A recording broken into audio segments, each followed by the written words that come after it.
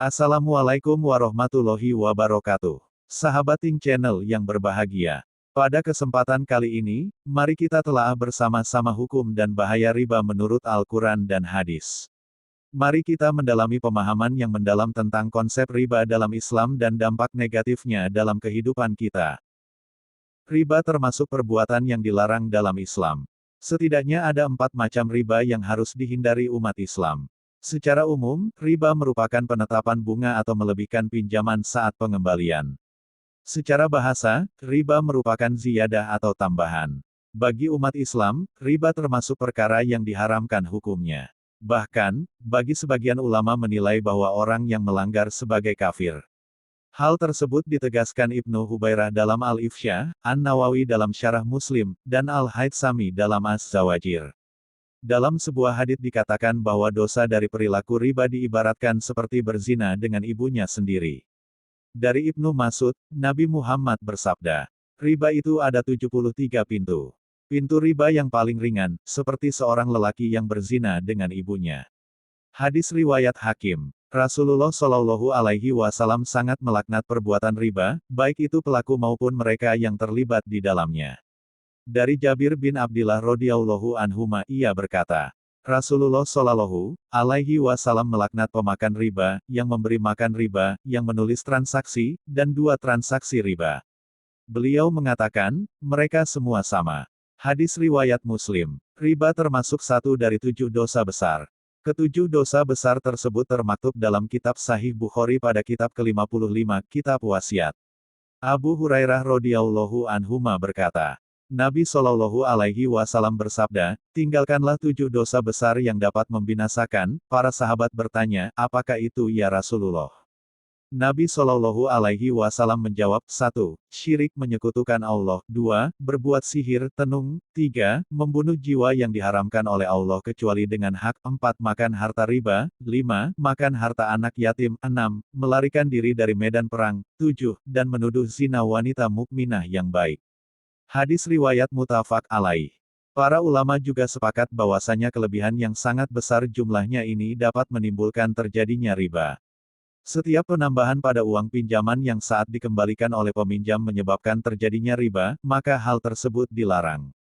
Mengenai riba sendiri, Allah Subhanahu wa Ta'ala telah menjelaskannya dalam Surah Al-Baqarah ayat 275. Yang artinya, orang-orang yang memakan, bertransaksi dengan riba tidak dapat berdiri, kecuali seperti orang yang berdiri sempoyongan karena kesurupan setan. Demikian itu terjadi karena mereka berkata bahwa jual beli itu sama dengan riba. Padahal Allah telah menghalalkan jual beli dan mengharamkan riba.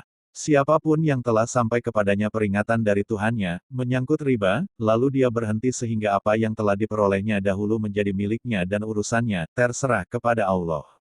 Siapa yang mengulangi transaksi riba, mereka itulah penghuni neraka.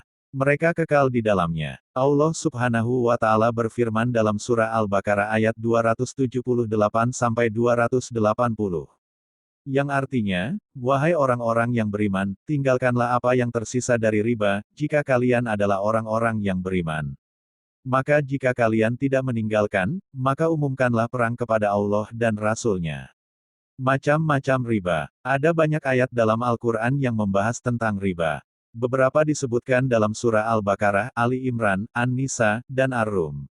Secara garis besar, riba juga dikelompokkan menjadi 2, yaitu riba utang piutang dan riba jual beli. Dari kedua riba tersebut, dibagi menjadi 2, yakni riba qardh dan riba jahiliyah, sedangkan riba jual beli dibagi lagi menjadi riba fadl dan riba nasiyah. Berikut macam-macam riba yang dikenal dalam Islam. 1.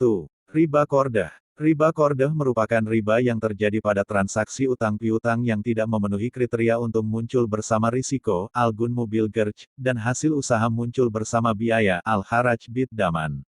2. Riba jahiliyah.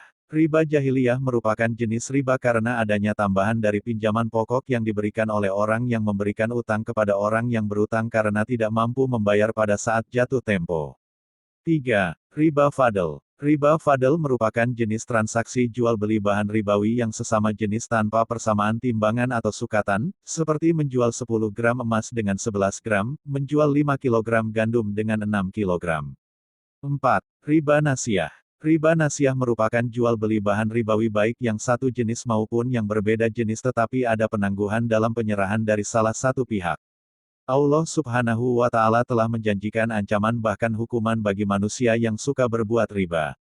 Allah berfirman, dalam Al-Quran Surah Al-Baqarah ayat 276. Yang artinya, Allah menghilangkan keberkahan dari riba dan menyuburkan sedekah. Allah tidak menyukai setiap orang yang sangat kufur lagi bergelimang dosa. Menurut Imam Ibnu Katsir dalam kitab tafsirnya, ayat tersebut menjelaskan bahwa Allah Subhanahu wa Ta'ala menghapuskan riba dan melenyapkannya. Pelenyapan ini kadang-kala dilakukan secara keseluruhan dari tangan pelakunya atau ada kalanya dia mencabut berkah hartanya, sehingga orang tersebut tidak dapat memanfaatkannya. Demikianlah penjelasan dari macam-macam riba serta ancaman dari Allah Subhanahu wa Ta'ala supaya umat Islam menjauhi riba.